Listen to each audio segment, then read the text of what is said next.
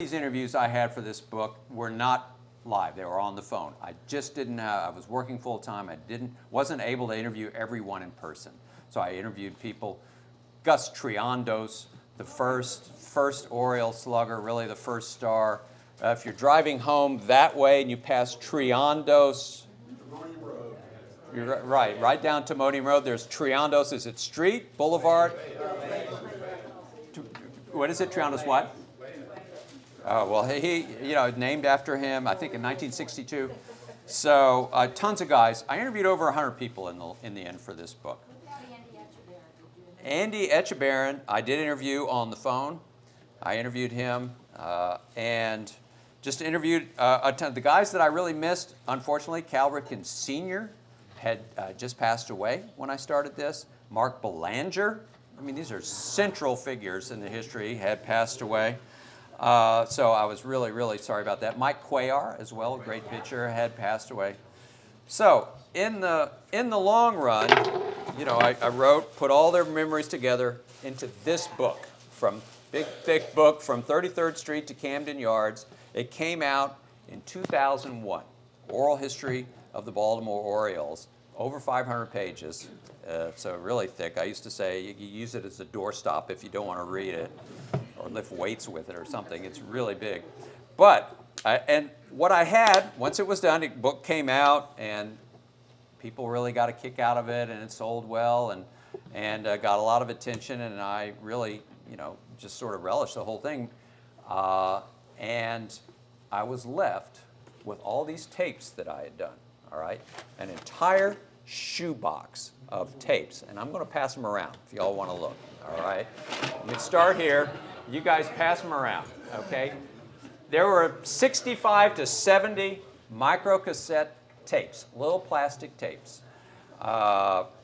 And what did I do? I put them in a shoebox. Those my little running shoes that I bought in a shoebox. I put them in a shoebox. I closed the top of the shoebox. I put it in my office closet, and I moved on. I knew they were there, but I moved on. It was 2001, and I had a career to do, and I kept writing for The Sun, and moved on to other things. And I wrote my 4 columns a week for the Baltimore Sun for many years, and I wrote a bunch of other books about horse racing, about football. I just basically moved on. And meanwhile, that shoebox of tapes sat in my office closet at home.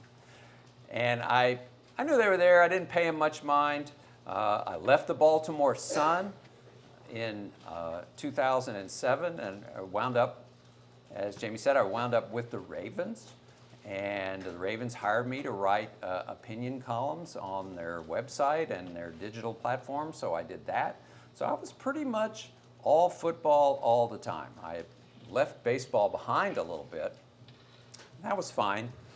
I did miss baseball. I love those years covering the Orioles when there was no other team in town. And even though the teams weren't that great, Memorial Stadium and early years at Camden Yards, there was such interest and such passion for the teams, and I loved it. But I had moved on. I was doing football and just kept doing that. The Ravens were here and won 2 Super Bowls. What can you say? I was there for both of them, and they pretty much dominated things around here, and it was great for everyone. But eventually, it gets to be 2018, 2019, getting a little older. I started thinking about, what I'm going to do next. And I said, I know I have those tapes in I don't know what I'm going to do with them. I had no idea. And I started asking people, what should I do with these tapes? And they were like, I don't know. They're your tapes. You do it. You figure it out. So I just did nothing. And as these years went on, people started to pass away, unfortunately. A lot of these great Orioles that I'd interviewed.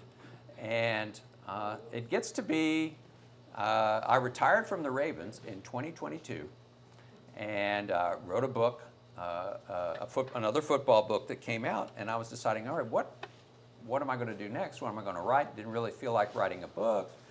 And so there's a who in here is familiar with the publishing platform Substack? I don't know if you're familiar with it. Substack, it's a very modern sort of publishing platform where you can write. It's basically an online newsletter, personal. You're not working for someone, you're working for yourself. You're putting out your own thoughts, your own newsletter, whatever subject you want. So they had, it's an interesting, very popular platform. So one morning at breakfast, I was sitting around, I have 2 children, I have 2 grandchildren, they're all huge. I've raised an entire brood of Oriole fans, all right? Well, someone from Texas. And so I said, okay, I asked them, I have, sitting upstairs, the entire history of the Baltimore Orioles sitting in my closet. And they just looked at me, and they were like, what are you talking about? And I'm like, I have interviews with basically everyone who ever did anything. I have these on tape. Earl Weaver, Brooks Robinson, they had passed away by then. Frank Robinson. These had gone from, when I did the interviews, they were just normal interviews. 24 or 5 years later, their history.